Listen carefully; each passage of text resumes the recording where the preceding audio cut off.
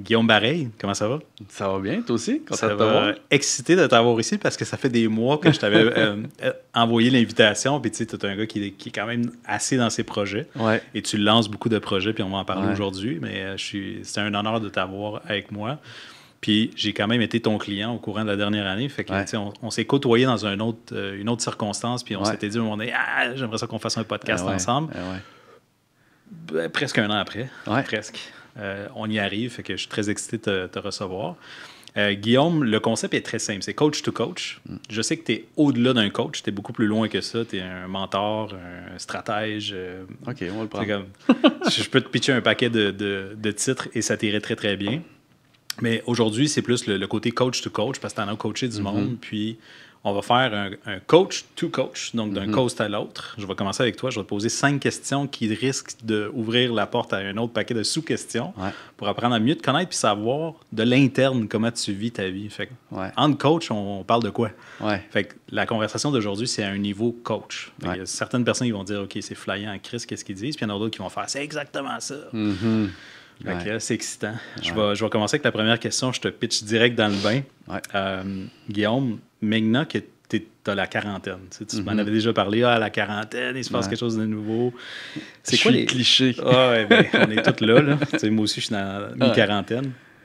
Maintenant que tu l'es, justement, c'est quoi les leçons que tu donnerais à tes enfants s'ils avaient ton âge, juste une journée? Ils upgrade. Puis là, tu dis, OK, voici ce que j'ai appris de la vie. Maintenant que je suis dans la quarantaine, fait que pendant une journée, tes 3 enfants ont ton âge puis ils t'écoutent. Qu'est-ce que tu leur dirais sur la vie? Je leur dirais que oublie jamais devant tout ce que tu penses, tout ce que tu dis, tout ce que tu fais, mais en ce moment. Dans le sens où tout est passager, tout est cyclique, tout est toujours en changement, tout est temporaire. Puis tu peux pas penser que tu vas vivre quelque chose pour toujours. Tu peux pas penser que tu vas faire quelque chose pour toujours. Tu peux pas penser que tu sais, il y a rien qui est pour toujours, si on veut. Puis même ce qui demeure pour toujours, par exemple, une relation de couple, se métamorphose complètement à travers le temps. Donc, moi, dans le fond, c'est Rémi Tremblay qui m'a transmis, sans me le transmettre, mais de par sa façon qu'il parlait. Avant toute réponse, Rémi dit « En ce moment, il m'apparaît que... » Puis c'est un gars du Saguenay ou du Lac, ou je sais pas quoi. En ce moment, il m'apparaît que... Puis, depuis que dans ma vie, j'applique ça, ben ça fait en sorte que avant de dire quelque chose, je suis 100% libéré dès que je le dis parce que je suis comme, mais en ce moment, voici ce qui se passe, puis voici ce que je pense. Mais hier, c'était peut-être pas ça, puis demain, ce sera peut-être pas ça. Absolument. Puis une fois que tu te permets, parce qu'on s'entend, c'est juste 2 mots, en fait, là. 3 mots, en ce moment. 3 mots. Mais qui ont une grande philosophie derrière, que tout est temporaire, tout est cyclique, tout est changement. Ce serait un peu ça, mon... Got it. En ce moment, ce serait ce que je te dirais. Puis ma question sous-adjacente à ça, c'est qu'est-ce que tu crois que tes enfants te diraient? À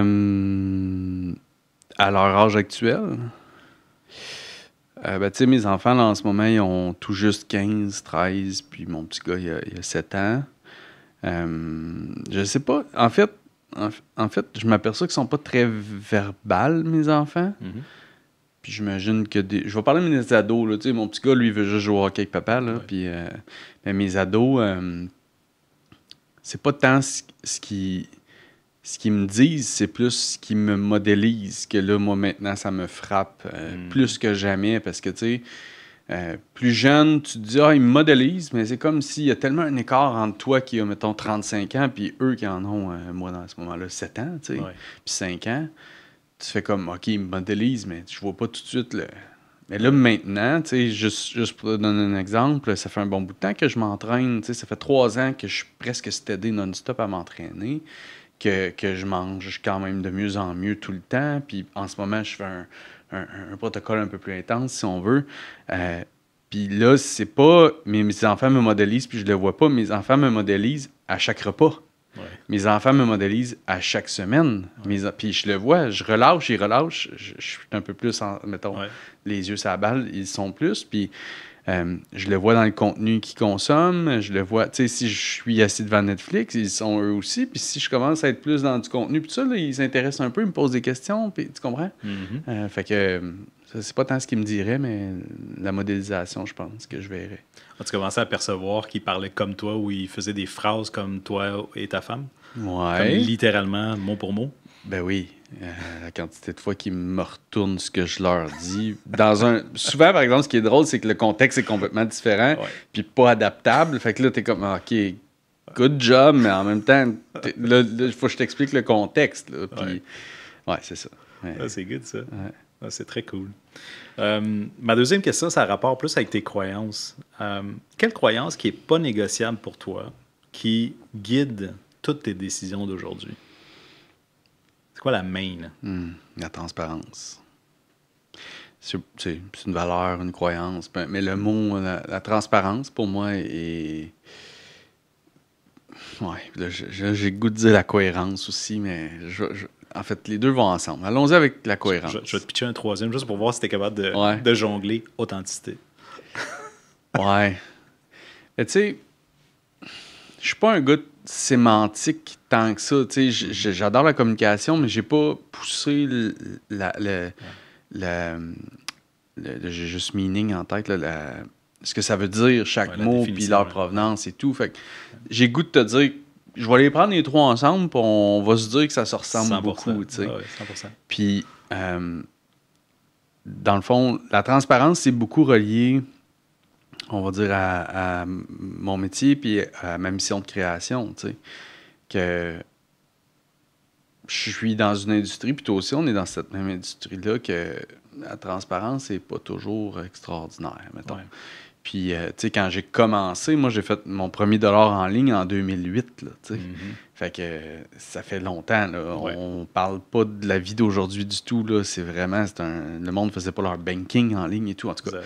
Fait que c'est comme si, je dis pas que c'était plus transparent, mais il y avait tellement moins de gens qui se compétitionnaient ou qui parlaient, qui prenaient parole, puis c'était beaucoup moins facile de créer du contenu, puis d'être présent et tout, que c'était comme si c'était pas un réel enjeu que moi, je percevais. Puis là, maintenant, je le perçois beaucoup, puis ça me chicote, mettons.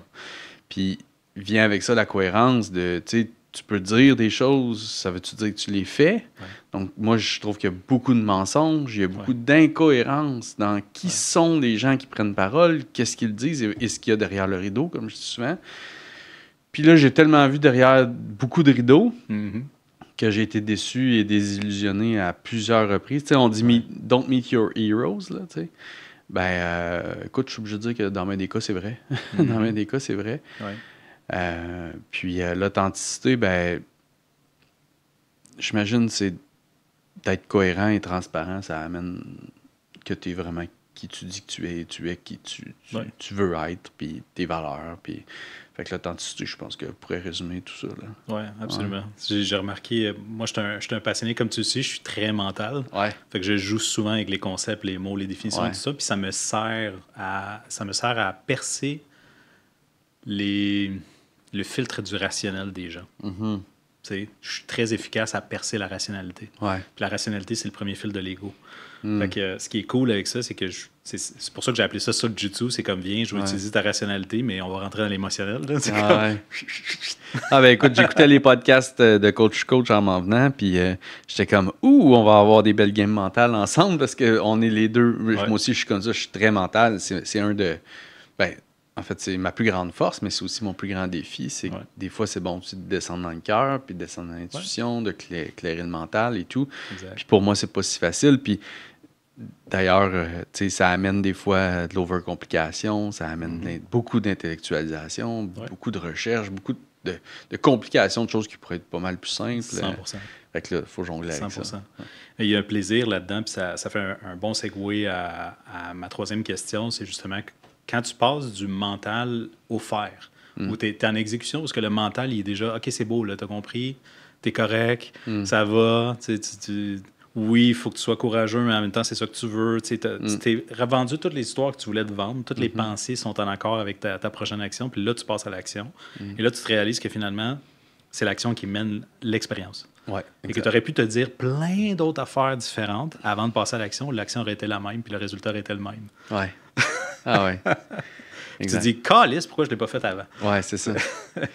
Mais ça j'ai beaucoup travaillé là-dessus. Là. Tu sais, j'étais le genre... puis c'est drôle parce que cette semaine, dans mon groupe de clients, il y a quelqu'un qui me disait, mais tu sais, là, c'était beaucoup avec les AI, avec l'intelligence artificielle.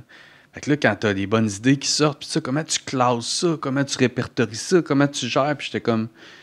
Je vais t'avouer que je le fais pratiquement pas parce que j'ai passé des années à essayer de trouver le meilleur système de gestion de l'information. Puis maintenant, je fais juste rechercher ou faire des choses ou brainstormer des idées, que ce soit avec l'IA ou avec des humains ou avec du contenu ou avec un livre ou peu importe. Ouais. Puis je sais qu'après ça, c'est en moi. C'est là. Puis ça va ressortir au moment où ça aura besoin de ressortir ou ça ressortira peut-être jamais. Puis ça ira dans le compost de mon esprit. Puis that's it. C'est pas important de le retenir puis de le classer. Puis ça. Puis l'autre chose, c'est que quand je prends une idée puis qu'elle est bonne, puis que je suis sur un focus, puis je suis pas en mode recherche ou prise de décision, etc., maintenant, là, je suis fast to execute. Là, je passe de l'idée, puis la décision que je la mets en application, puis j'exécute le plus vite possible. Oui. Puis honnêtement, des fois, j'exécute, puis il y a bien du monde qui le voit pas, puis je recule après parce que je suis comme, non, ça sent pas bon, c'était pas ça, oups, ça file pas comme je pensais, il n'y a pas de demande, il n'y a pas de whatever. Moi, c'est beaucoup du marketing, mettons, ou des communications, des messages. Puis, mais il y a eu une époque, puis ça me revient des fois, que je pourrais tourner en rond longtemps à me poser des questions, des mois de temps, alors que dans le fond, si tu passes à l'exécution en dedans de 24-48 heures, tu vas avoir tes réponses bien plus vite. Absolument. Ouais. As-tu remarqué que le monde, la plupart des gens ne sont pas habitués à prendre des décisions? Tu sais, quand tu leur dis « décide », juste décide. Ouais. Prends la décision, peu importe ce qui vient après. Tu sais, le monde est tellement attaché à avoir un résultat spécifique d'avance sur quelque chose qu'ils ne peuvent absolument pas contrôler. Mais ils tiennent par la pensée à contrôler. Ben écoute, si tu me demandes de juger, si on veut... est-ce que les gens sont bons pour prendre des décisions? Très peu. Ceux qui sont bons pour le faire, ça se voit. Ça se voit. Ça se voit dans leur projet, ça se voit dans leur horaire, ça se voit dans leur qualité de vie, dans leurs finances, dans leur santé. Puis justement, est-ce que ça revient au point que tu disais tantôt, que ça vient rejoindre la transparence, l'authenticité, tout ça, que les personnes qui prennent ces décisions-là ont tendance à être des gens comme ça? Aussi? As-tu vu ce pattern-là? Là, ce qui me monte là, à l'esprit en ce moment, c'est que les gens qui manquent de cohérence et de transparence prennent des décisions basées beaucoup sur la comparaison. Ce serait ce que je te dirais en ce moment. Ouais. Avec les cas qui me remontent en ce moment, c'est que ça veut dire que ça fait des personnes très caméléons qui sont capables, souvent c'est des très bons communicateurs, les gens, tu sais, puis qui vont être capables de mettre de l'avant, bref, de dire. Puis ça, c'est une chose que je dis beaucoup à mes enfants. Écoutez pas ce que les gens disent. Regardez ce qu'ils font. Puis ça, c'est une de mes plus grandes leçons personnelles. Puis bref, ce que j'allais dire, c'est que ceux qui prennent des très bonnes décisions qui proviennent de eux, qui, normalement, est provenu d'une vérification avec leurs valeurs, avec leur désir d'accomplissement, avec leur contribution, avec leur mission, avec ce qu'ils veulent créer dans le monde, on ressent cette profondeur, cohérence, transparence quand ils lancent le projet, mettons, on va le dire comme ça. Quand ça provient de la comparaison, c'est comme si, à un moment donné, tu es comme, OK, mais là, le gravy va venir quand? La profondeur, elle va venir quand? Je vois, ça m'attire au début, puis tout ça, puis à un moment donné, tu es comme, oui, mais là, c'est quand que ça, c'est quand qu'on touche le... C'est juste à la surface. Oui, c'est ça, exact. C'est un peu ce que je te dirais en ce absolument. moment. Mais cette surface-là, elle n'est pas mentale, c'est ça qui est drôle. Tu le feels. Ouais. C'est pas quelque chose que tu dis, il n'a pas fait ça, je me serais attendu à ce qu'il fasse ça. Il y en a qui le font, mais c'est un feeling en premier. Ouais. C'est il y a quelque chose qui cloche, puis là, tu te mets à penser. Ben, souvent, c'est ça. C'est un feeling.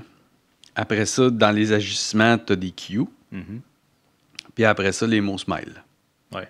Puis ils se contredisent. Parce qu'il y a trop de mots, il y a trop de choses à dire. Ouais.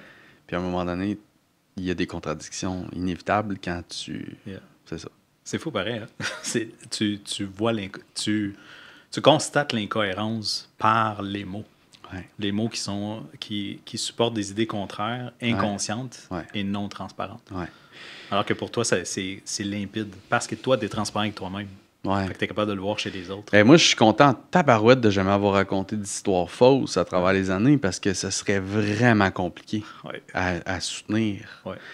Tu sais, ça fait, je disais 2008, mettons mon premier dollar en ligne, mais disons 2011 que je suis à temps plein là, dans ce que je fais. Fait que ça fait bientôt 15 ans, dans le fond. Ouais. Non-stop, là, on va dire. Là. Puis, hey, j'en ai dit des affaires, là. Je dis pas que j'ai jamais changé d'idée. Je pense que c'est normal de changer d'idée. Mais d'avoir été incohérent, non transparent, d'avoir raconté des mensonges, etc., j'aurais de la misère à supporter tout ça à travers là. Je serais pas bien. Ouais. Tu sais quoi? Je vais t'avouer que moi, je l'ai fait dans mon passé. Je me suis confronté quand j'ai voulu devenir coach. Mm-hmm. Je me souviens pas quelle modalité, comment c'est arrivé dans ma vie. Je pense qu'il y a un ami coach qui m'a dit « Ah, il faudrait que tu remplisses ça ». Puis il m'a envoyé un courriel, puis il m'a dit « À l'intérieur de ce courriel-là, c'est une mise en vulnérabilité. » Tu demandes à tes gens proches qu'est-ce qui est vrai de toi. Okay. Puis tu vas chercher ça, puis tu vas l'encaisser. Tu vas dire oui à tout ça. Tout ce qui va venir. Okay. Est-ce que j'ai déjà menti? Est-ce que j'ai déjà fait ça? Est-ce que j'ai fait des choses qui t'ont déplu? Est-ce que non. Puis là, les messages qui viennent, des fois, sont comme « Je t'aime, mais... » 3 petits points. Puis là, c'est comme « OK, va te le dire. » C'est comme de floodgates qui arrivent, qui disent « Ah, tu as déjà été bullshitter, tu as déjà exagéré, tu as déjà dit des choses de même. » Non. Puis là, ça te sort, puis ça choque le système nerveux. Puis ça te dit « Ah, finalement, je suis peut-être loin d'être authentique, je suis peut-être loin de dire la vérité. » Puis la première personne à qui je mens, ça doit être moi, parce que c'est moi qui l'exprime après. Je me raconte ma propre histoire d'authenticité. Exactement. C'est comme, qu'est-ce que je pense que c'est qui est transparent. Ouais. S'il y a juste moi qui est d'accord avec ça, c'est peut-être pas vrai. Là. Ouais. Fait que ces choses-là, je trouve ça spécial. Après un certain temps, on a la perspective de l'expérience du temps. Là. C'est de voir, OK, j'ai eu des perceptions différentes qui ont changé dans le temps. Ce que toi, tu avais appelé, oui, j'ai changé d'avis. Puis j'ai eu à changer d'avis plusieurs fois, de dire, sais-tu quoi? Non, c'est pas vrai ce que je te dis. Là, je me raconte une histoire que je te bullshit. Sorry. Puis je la défais, littéralement, en me donnant la permission d'être authentique à ce moment-là, courageux de refléter que je me mens à moi-même, puis par défaut, je te mens. Et l'effet que plusieurs personnes pensent qu'il va se passer à ce moment-là, c'est qu'on va être là comme « Oh shit », que la personne va réagir négativement, mais ça fait exactement l'inverse. Ben oui. Le monde fait comme « Ah, mais merci. » Merci, de dire que tu te bullshitais, puis deux, de pas me bullshiter. Ah ouais. Je pense que de revenir, moi, c'est quelque chose que je fais énormément. De moins en moins, j'espère, parce que je deviens une personne plus alignée au quotidien. Mais tu sais, mettons un exemple là, que je vais péter les plombs auprès de ma plus vieille, mettons, de 15 ans, ou je vais répondre d'une façon brusque, ou je vais dire des fois quelque chose qui peut dépasser ma pensée. On s'entend à un partenaire, à un ami, à un client, Moi, je suis le premier, des fois, littéralement 3 minutes après, à dire hey, « Écoute, vraiment, je suis désolé. Là. C'était pas ce que je voulais dire. C'était pas sur ce ton-là que je voulais le dire. Voici c'était quoi le fond de ma pensée. Voici pourquoi j'ai fait ça. » Puis moi, tu demanderas à ma blonde, puis elle te dirait que je suis ce gars-là. Là, il y en a qui vont se retirer pendant 24 heures, qui parleront plus à personne. Il y en a, tout le monde a chacun ses réactions. Moi, je suis le genre à faire « Alors, écoute, je suis vraiment désolé. » Très rapide. C'est ça, très rapide. Puis, c'est ce qui fait que moi, je dis tout le temps, mes relations, pour vrai, tu pourrais rencontrer quelqu'un avec qui je suis allé au primaire, au secondaire, au collège, au cégep, à l'université, en affaires, un client. Tu peux tous les rencontrer puis leur demander tout ce que tu veux sur moi. Puis, tu sais, j'ai aucune inquiétude. Là, parce que je dis pas que j'ai toujours été parfait, mais je reviens rapidement, moi, sur ce que je ressens rapidement qui est un tort ou que j'ai peut-être dit la mauvaise chose, etc. Ouais. Avec la perspective du temps, je ne sais pas si c'est vraiment possible dans la vérité de dire la mauvaise chose plutôt que de, tu sais, ce que tu as dit, c'est qu'est-ce que tu as dit. Ça va être interprété de toutes les façons qui pourraient être interprétées. Fait qu'au bout de la ligne, si tu fais la paix avec l'interprétation des autres puis le jugement des autres, as-tu vraiment besoin de contrôler? Ouais, ben en fait, ceci étant dit, je dis souvent des choses que les gens n'aiment pas entendre. Puis je reviens pas là-dessus.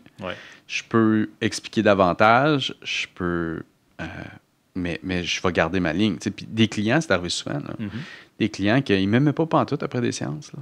Pas en tout. Ils ne m'aimaient plus. Là, parce que c'était c'était des vérités, mes vérités que je voyais avec mon expérience, que je leur donnais, puis eux, ils n'étaient pas prêts à l'entendre, ou du moins, il fallait qu'ils l'entendent, mais c'était pas le fun à entendre, un peu comme les commentaires de tes proches, tu sais.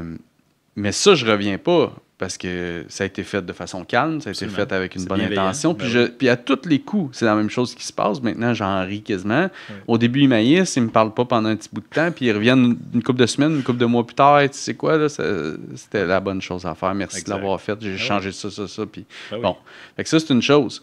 Mais, mettons, le faire avec un ton ou une colère ou avec on va dire, une énergie, une fréquence qui est négative, en fait, qui donne rien d'être répandue, ça, je vais souvent revenir pour dire, oh, attends un peu, regarde, c'était pas le ton, c'était pas l'énergie que je voulais, c'était pas comme ça je voulais te le dire. Maintenant, je vais t'expliquer calmement pourquoi je t'ai dit ça, tu sais. Fait que ça fait une grosse différence. J'ai remarqué avec le temps que quand on est beaucoup dans la force plutôt que dans notre puissance, ce que moi j'appelle le côté masculin, non pas le côté féminin de notre force, on tend justement à dire les affaires avec passion, que ça a l'air insistant.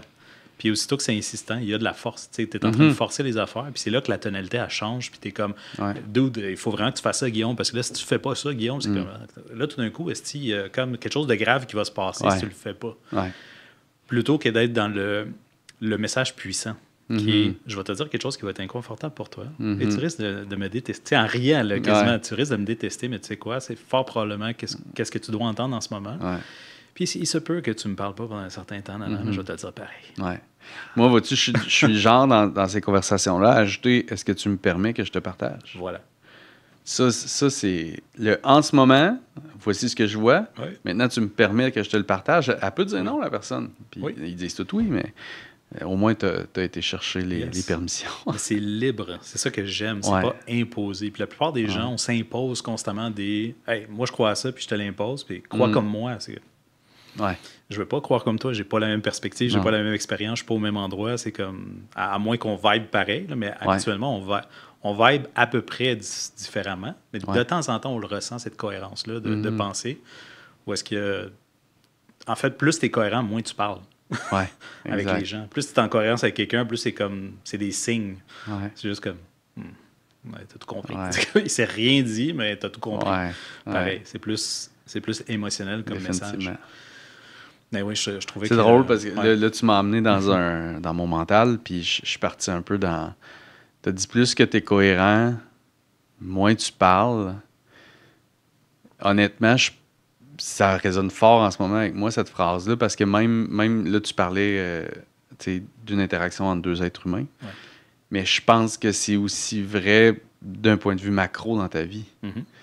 Moi, je me sens dans une... On en parlait avant de tourner, puis tu me disais la même chose, tu étais super aligné, puis je te disais, écoute, moi aussi, je me sens tellement bien, je dis, tout va bien dans ma vie, je suis très cohérent en ce moment. Je dis non et je ne fais pas des choses que, on va dire... mettons en business, là, je vais le résumer comme ça.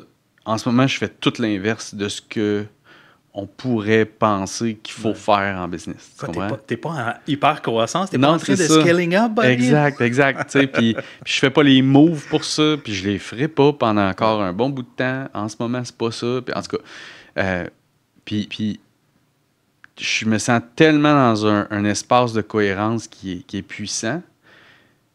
Et ce que ça a fait comme effet, en ce moment, je pense, c'est que, justement, j'ai pas beaucoup le goût de parler. T'es le premier depuis longtemps avec qui je m'assois pour jaser. Merci. Puis je parle presque plus sur mes médias sociaux. Je parle de façon très ponctuelle.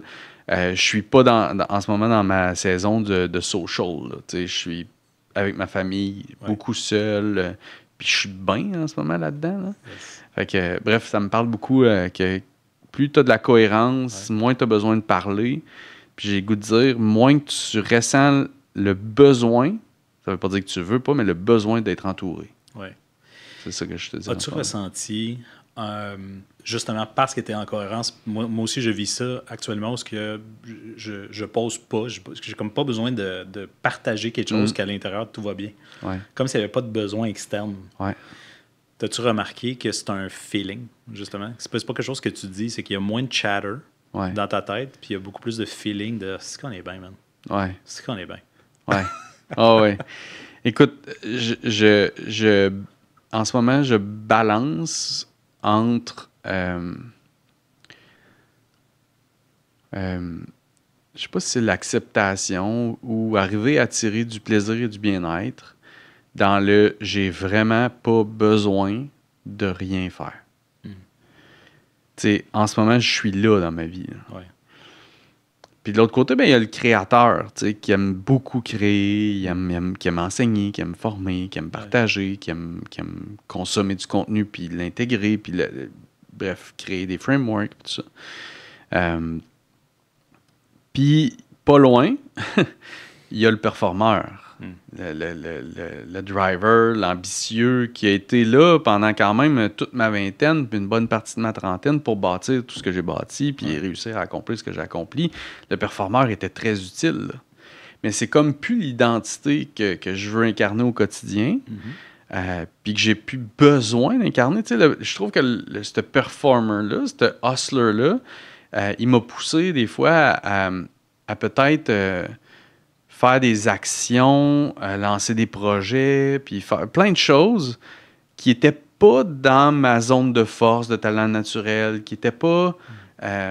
mais qui étaient nécessaires pour que les projets lèvent, pour que ça fonctionne. Ouais. Mais là, j'ai plus besoin d'être ce gars-là. Ouais. Fait que là, je reviens dans un côté smooth de je crée quand je crée, puis sinon, j'ai pas besoin de rien faire. Puis, tu sais, pour la première fois depuis longtemps, là, tu sais, je me surprends à dire, tu sais, moi, j'ai toujours eu la famille, les expériences de voyage et tout, puis la business. Tu sais, c'est beaucoup ma vie, la business, ma mission et tout. Ouais. Puis là, je me surprends à vouloir, puis à commencer à cuisiner, puis à me dire, crème, je pourrais peut-être apprendre une autre langue. Puis je regardais, j'ai jamais fait ça de ma vie, je regardais les motos cet été. Genre, jamais j'ai eu le goût de faire de la moto. Là, j'ai regardé tout, puis là, je regarde les modèles, puis je suis comme, crème, tu m'as retrouvé sur une moto, moi, là? Là, je disais ça à ma blonde, puis elle était comme, ouh, ça va la crise de la quarantaine? Ben, fait que, tu sais, tu comprends, là, je commence à goûter à toutes sortes de choses qui ne sont pas reliées à la performance, puis à la business game, si on veut. Puis c'est le fun, puis un peu inconfortable. Fait que, tu sais, je sais pas qu'est-ce qui m'a amené là, mais il n'y a pas de trouble. J'adore parce que ça m'amène sur toutes les mêmes questions, mais ça les modifie, fait que je les moule à ta conversation, là. J'ai l'impression que la crise de quarantaine n'est pas une crise. C'est une constatation de ton besoin de liberté, puis ta définition de liberté. Ouais. Ça se peut-tu?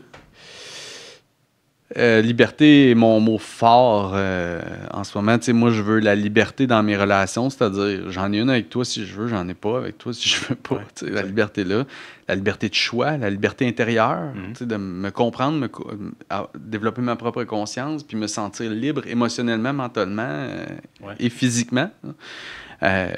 Liberté géographique, liberté financière, puis même, tu sais, liberté de richesse et d'abondance, c'est-à-dire que c'est pas nécessairement... Les finances n'ont pas besoin d'être impliquées pour goûter à cette abondance-là. Des fois, tu as accès à plein d'affaires d'un point de vue liberté-abondance. Puis d'ailleurs, je t'entendais dire que tu allais dans des resorts 5 étoiles parce que ta blonde était agente de voyage. Puis j'étais comme... Man, c'est exactement ça. Tu as l'abondance, mais tu n'as pas besoin de faire le détour de la finance. Tu as eu juste l'abondance directe. Financier. Non, c'est ça. Des fois, tu as accès à des choses que tu n'as pas besoin de... En tout cas, fait que, tu sais, liberté est mon mot fort définitivement. Mais la façon que je vois mon début de quarantaine, c'est plus... je me sens vraiment le sculpteur de ma réalité, vraiment, là, en ce moment. Dans le sens où, si tu regardes, moi, j'ai eu mes enfants quand même assez jeunes. Fait que, tu sais, 20 à 30, là, moi, tu sais, je sais pas, toi aussi, je pense que bref, je sais pas quel âge. Ben, moi, c'était mi-trentaine. OK, mi-trentaine. OK, non, on n'a pas eu la même réalité. Tu sais, nous, on était les deux à l'école encore, là, la première, là. Fait que, tu sais, petit appart, puis c'est parfait, il était extraordinaire, là, j'y retournerai encore. Là, mais mon point, c'est qu'on était les deux à l'école, en train de finir notre université, on travaillait un peu. Moi, j'ai eu ma première job officielle dans les banques. On a la petite, le chien, on apprend à être en couple. Là, deuxième enfant, puis tu sais, après ça, la maison, puis là, promotion, essaie de me lancer, ça marche pas. Puis tout ça, c'est de 20 à 30 ans. Fait que, je me suis cherché, puis le soir, j'essaie des projets, je lis 1001 livres, j'achète des audiobooks, je dépense du cash pour me former que j'ai pas, mes cartes de crédit sont pleines, mais je suis comme, moi, je l'ai acheté le Kool-Aid, là, j'ai bu le Kool-Aid de investir en toi, puis tu vas avoir une vie extraordinaire un jour. Ouais, c'est ça. Ben, moi, je l'ai fait, ça.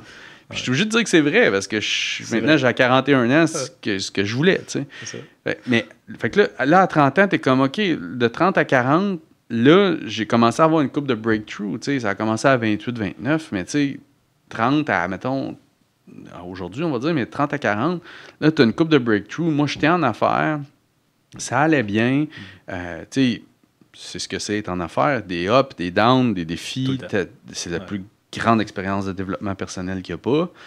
Mais, Krim, bâti quelque chose, une deuxième, une troisième, là, ça va bien, puis ça, puis là, je suis arrivé à 40, puis j'étais comme, OK, là, ça fait 20 ans que, OK, je me suis formé, j'ai compris qui j'étais, qui je voulais devenir. Qu'est-ce que j'ai fait? C'est ça, puis là, 30 à 40, tu fais comme, OK, j'ai bâti plein d'affaires, puis là, tu arrives à 40, puis là, tu fais comme, OK, t'as peu.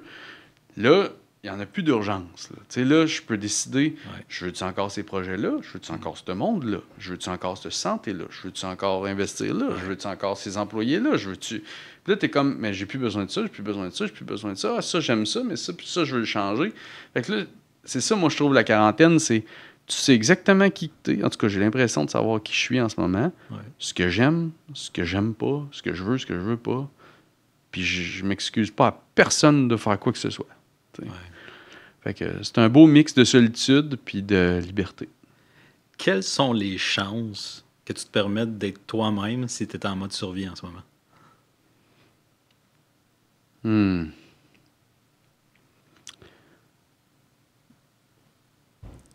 Mettons, à partir d'aujourd'hui, je tombe en mode survie ou... Tu tombes en mode survie. À partir d'aujourd'hui? Oui. Donc, j'ai connu tout ce que j'ai connu. Ouais, j'ai connu tout ce que j'ai connu, puis je tombe en mode survie. Mettons, tu es en mode survie pour X raisons. Oui, mais mon point, c'est est-ce que je suis en mode survie depuis toujours? Non. Ou non? Tu retombes en mode survie. Ah, écoute, pour vrai, j'ai joué ce scénario-là souvent dans ma tête. Ouais.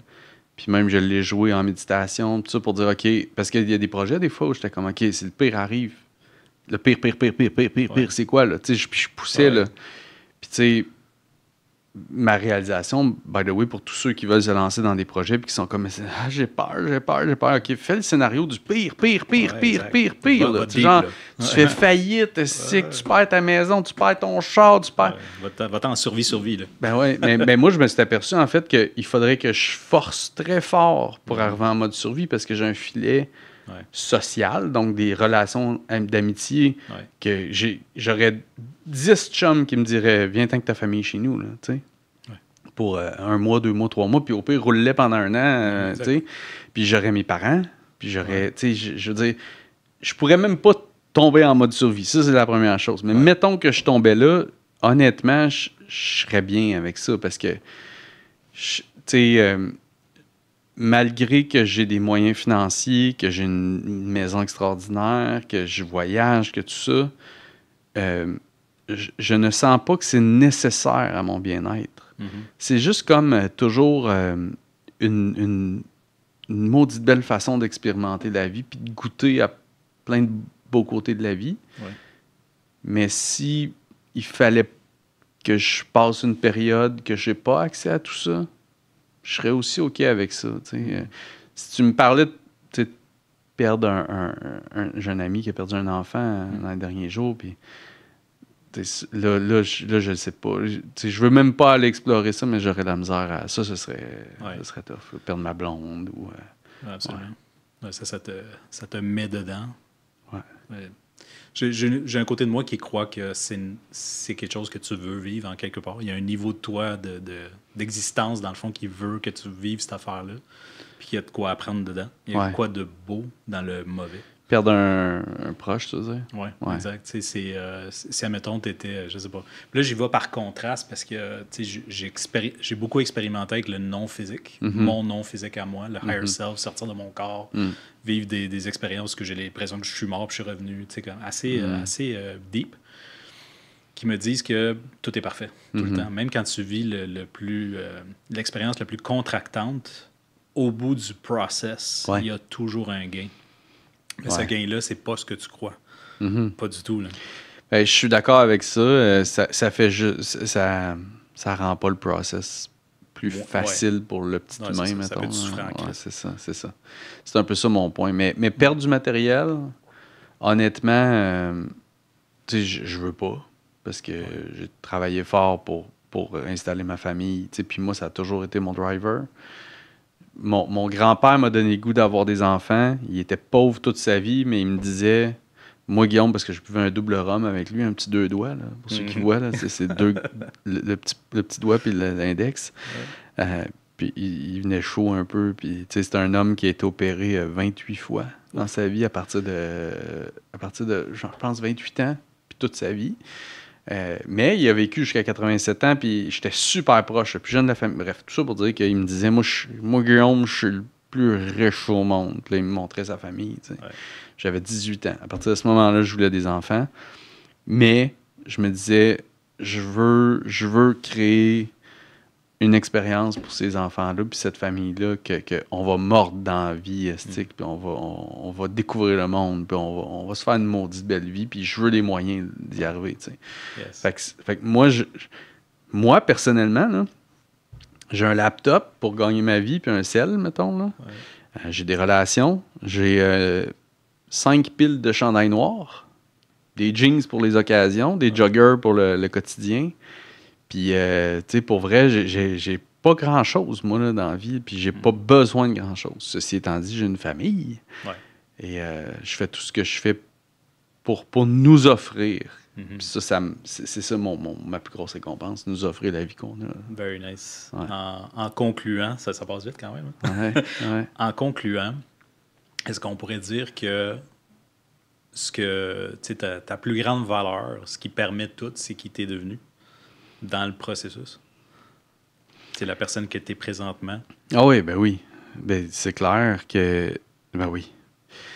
Dans le fond, tu me parlais de survie, puis ça, dans ma tête, même si je tombais en mode survie, ce serait temporaire. Ce serait juste probablement le temps que je me replace, puis mettons, je me replace un peu, là, mettons, on va dire financièrement, avoir une carte de crédit, puis retrouver un logis pour ma famille, mais ce serait pas long que je créerais quelque chose. Là, j'ai tellement de skills, j'ai tellement d'opportunités, tellement de relations qu'il y a bien du monde qui m'embaucherait si c'était de retourner en emploi. Là, ça, ton worst case scenario devient pas mal, quasiment un bon case scenario. Pour plusieurs, c'est le best case. C'est ça. Fait que j'ai pas de... Non, j'aurais pas d'inquiétude.